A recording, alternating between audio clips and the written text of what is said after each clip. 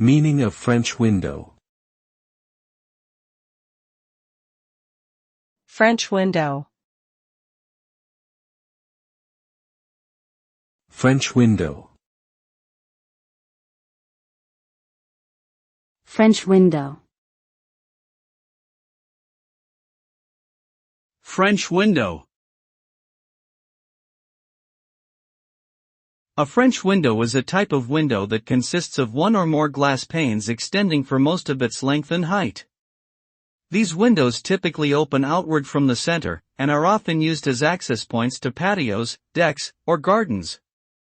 They are also known as French doors when they are double doors with glass panels. The name French comes from the fact that these types of windows were originally popular in France during the 17th century. Today, French windows are commonly found in homes around the world due to their elegant, classic design and versatility.